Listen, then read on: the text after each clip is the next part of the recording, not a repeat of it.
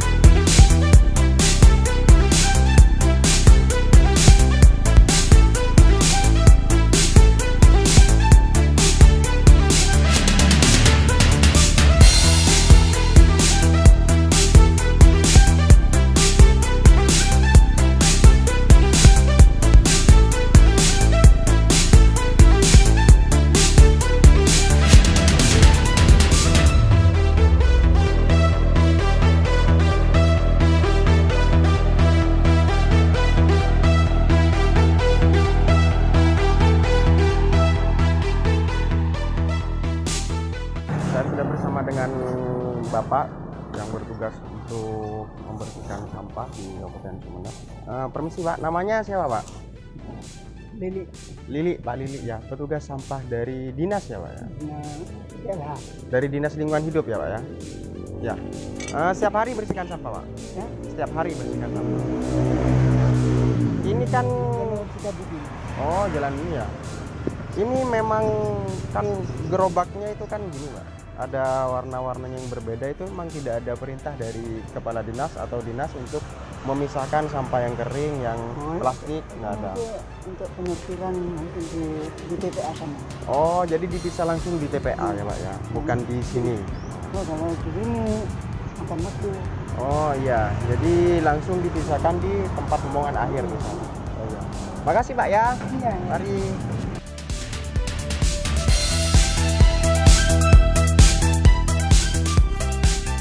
Sekarang saya berada di tempat penampungan sementara sampah-sampah yang dari tempat sampah diangkut ke sini untuk selanjutnya akan diangkut ke tempat pembuangan akhir. Ayo kita lihat kondisinya.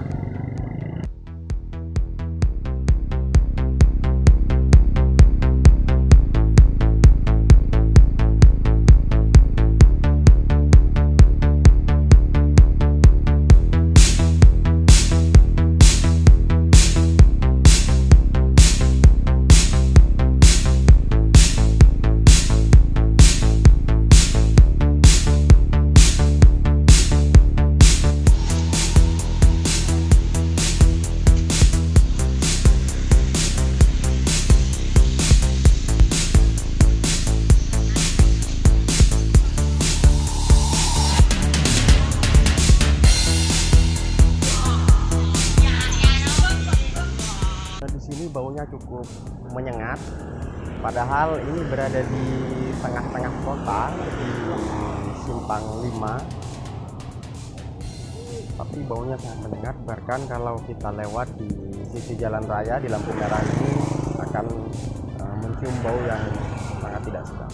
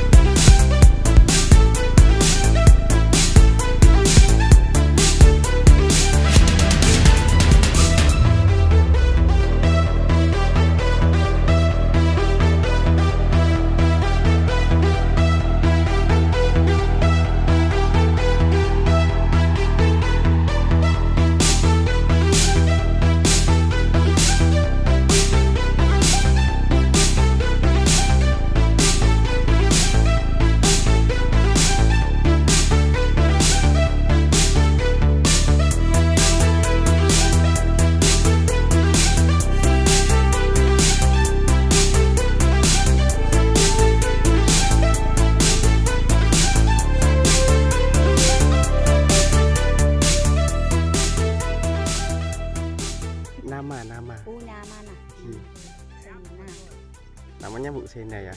Kerja di sini, kerja ke pemerintah, apa inisiatif sendiri untuk memulung sampah?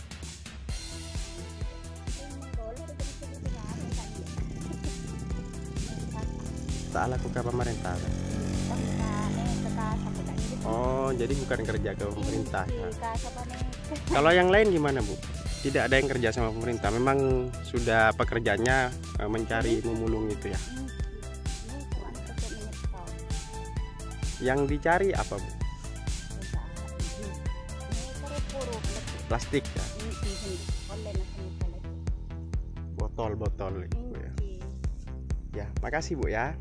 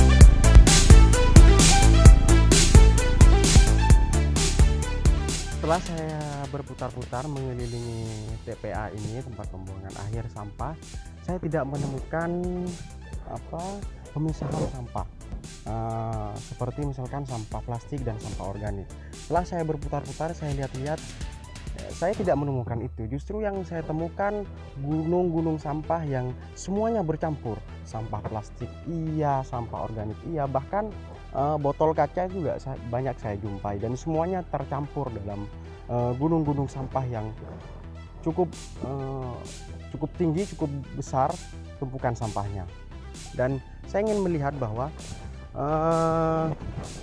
sampah itu bukan hanya yang ada di atas sana, bukan hanya yang tinggi di sana, tetapi ternyata setelah saya amati, batu yang ada di depan saya ini ternyata juga sampah, karena di dalamnya ini sebenarnya sudah terdapat tumpukan yang sampah yang kemudian ditutup menggunakan batu. Jadi kita lihat ya. Nah, ini di sini di dalam ini adalah tumpukan yang sampah yang sudah ditutup menggunakan batu, sehingga sangat susah untuk dilihat bahwa di dalam ada sampahnya karena sudah ditutup. Dan di tumpukan sampah yang besar sana tidak ada pemisahan antara sampah plastik dan sampah organik, semuanya bercampur. Agus Salam bidang apa? Pengelolaan sampah dan limbah B3. Saya di sini mau tanya soal pengelolaan sampah di Sumeneb itu Pak. Saya kan tadi lihat di bak-bak sampah itu kan ada banyak bak-bak sampah yang ada terkotak-kotak itu, ada organik, non organik kan begitu. Tapi pada saat proses pengangkutan itu disatukan gimana itu Pak? Jadi begini, sebenarnya kita menginginkan sesuai dengan apa yang menjadi bagian-bagian itu kan ya. Nah, untuk sementara memang terus terang saja kita masih belum melakukan pemilahan di batu. Karena mengapa? Karena masih pembuangan di bak sampah itu masih dicampur aduk. Iya. Jadi masih belum dipilah oleh masyarakat yang ada di bak itu masih tercampur. Nah, ini perlu edukasi, perlu satu sosialisasi juga. Nah, makanya kami dengan bidang yang lain itu ingin mencoba untuk bisa meningkatkan istilahnya pengetahuan masyarakat, peran serta masyarakat di dalam pengelolaan sampah.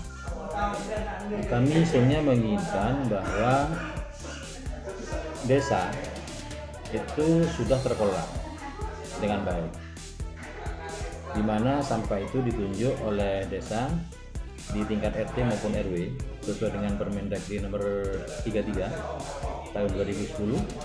Nah, itu sudah jelas bahwa di sana nanti sampah rumah tangga itu dikelola oleh pengelola yang ada di desa, tingkat desa bisa ke tingkat RT ataupun RW,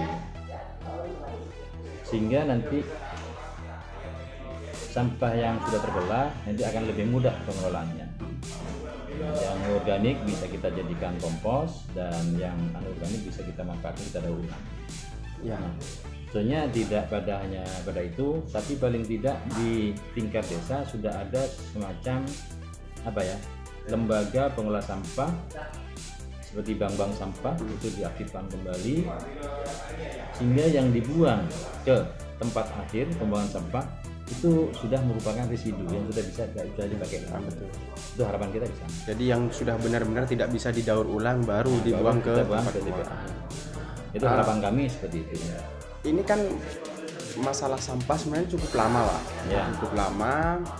Kemudian Kabupaten Sumeneb memulai memasang tempat-tempat sampah yang sudah terkotak-kotak, ada label-label organik anorganik, itu juga sudah lama. Iya. Sejauh mana upaya sosialisasi kepada masyarakat sebenarnya untuk menyadarkan masyarakat pentingnya memilah-milah sampah itu? Kami sebenarnya sudah melalui bidang yang lain juga, di bidang peningkatan kapasitas itu sudah dilakukan untuk sosialisasi yang tidak tingginya, bahkan kita mencari kader-kader lingkungan yang bisa peduli terhadap lingkungan itu dalam rangka untuk menciptakan suatu lingkungan yang bersih dan indah.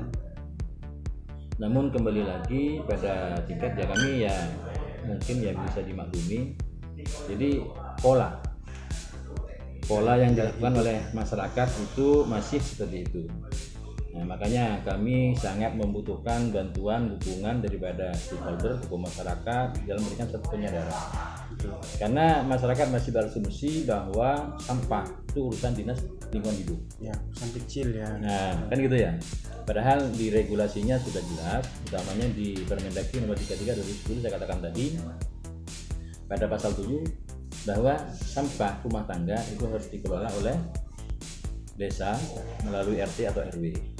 Nah, sementara dinas lingkungan hidup itu nanti dari TPS ke TPA.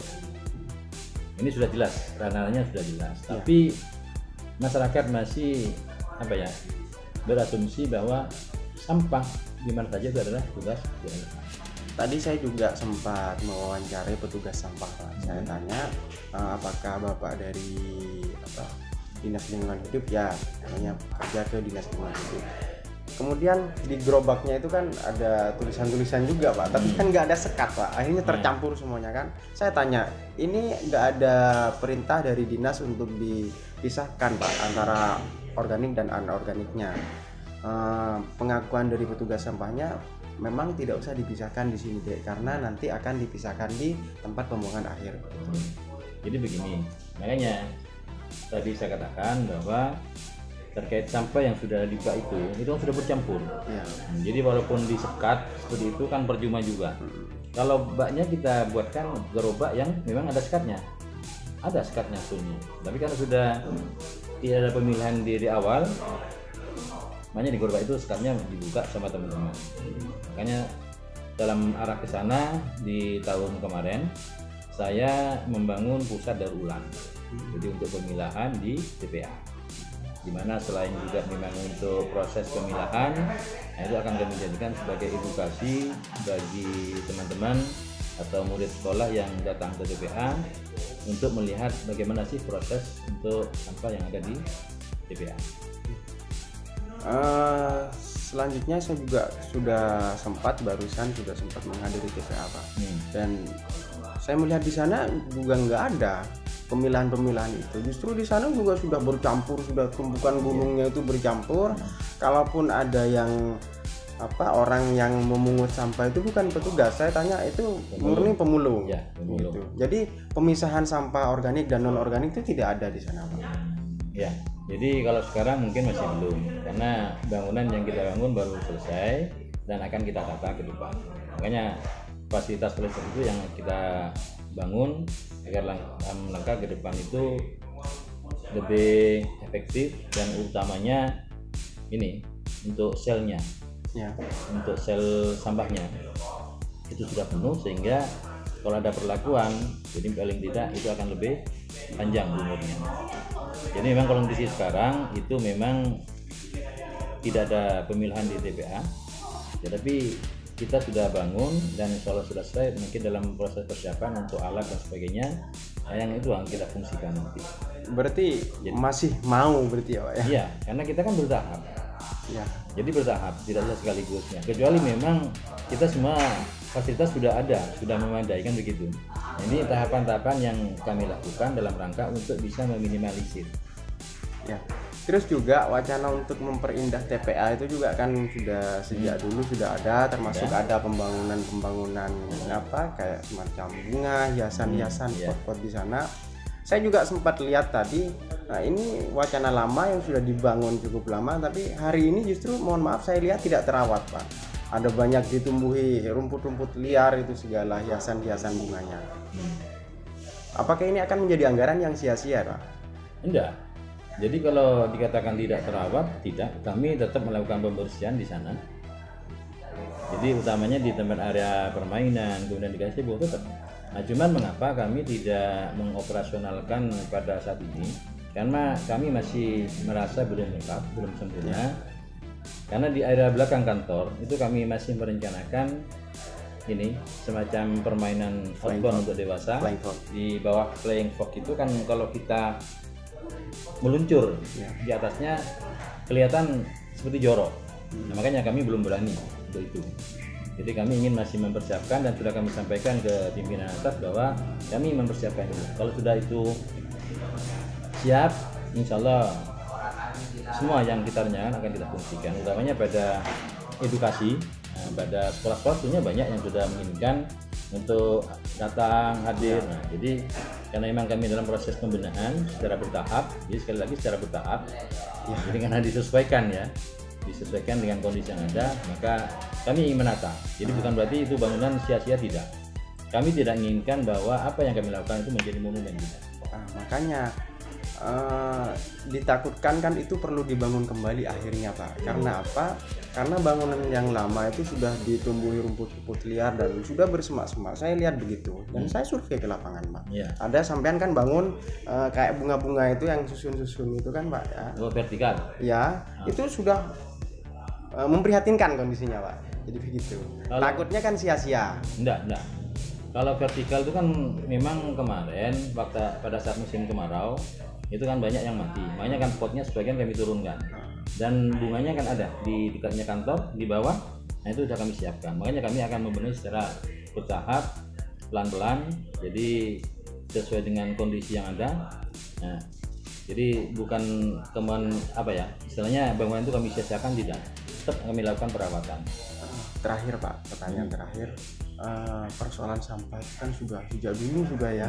Ini sudah bukan persoalan baru dan bukan hanya di Sumeneb, di mana-mana seperti itu. Cuman apa sebenarnya kesulitan terbesar dari pemerintah lah, khususnya Dinas Lingkungan Hidup untuk mengatasi persoalan sampah ini, Pak?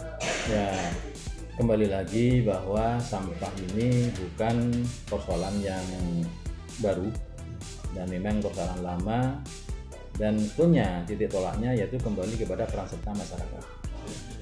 Itu kata kunci. Ya. Jadi di mana peran serta masyarakat dan sudah bisa membudaya terhadap kedisiplinan membuang sampah pada tempatnya, bisa mengelola, insya Allah. Jadi kalau semua ditumpukan kepada kita, jadi sampai kapanpun itu tidak akan pernah selesai. Berarti titik tumpunya peran serta masyarakat, bukan di regulasi dan kebijakan, Pak. Selain regulasi, makanya peran serta masyarakat sangat dibutuhkan di dalam mendukung regulasi tersebut. Ya. Jadi harus ada sinergi begitu ya, Pak? Iya, harus ada sinergi. Makanya saya katakan tadi, kami juga mohon dukungan dari para stakeholder, para pencinta lingkungan, dan semua lapisan. Ya, termasuk sampean juga, kami juga minta dukungan bisa memberikan sosialisasi kepada masyarakat. Oke, terima kasih Pak ya atas waktunya. Mari.